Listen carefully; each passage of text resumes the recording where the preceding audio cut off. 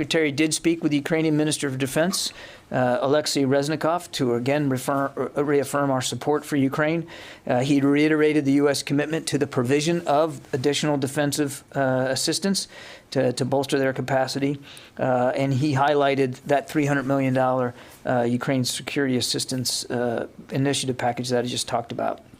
He, of course, also expressed outrage at the apparent atrocities that were committed by Russian forces in Bucha and across Ukraine, and reiterated the U.S. commitment to using every tool available to help document and share information in an effort to hold accountable those responsible. I think it's fairly obvious, not just to us, but to the world, that Russian forces are responsible for the atrocities in Bucha. Now, exactly who, what units, whether they're contractors or Chechens, I don't think we're able to say right now, but we're certainly not refuting that these atrocities occurred and that they occurred at the hands of Russians. We expect they're going to reposition into Belarus or Russia, refit, resupply, and then push those troops back in.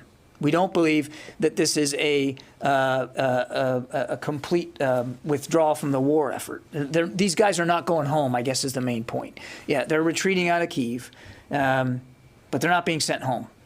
We see no indication of that. We do believe that the Russian military intends to focus their efforts on the Donbass area and the east. We do believe that as they move forces out of Kyiv and Chernihiv and places like Sumy, that they are going to put these units into a refit regimen so that they can be resupplied, maybe even reinforced with manpower, and then applied elsewhere into the country. We think that the most likely place for them to be reapplied into the fight in Ukraine is in the east, in the Donbass.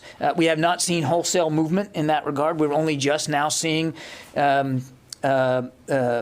movement of forces out of Ukraine and up into the north, but too soon to say that we can see any of those battalion tactical groups being actively resupplied and then reapplied into the fight. That hasn't really happened yet.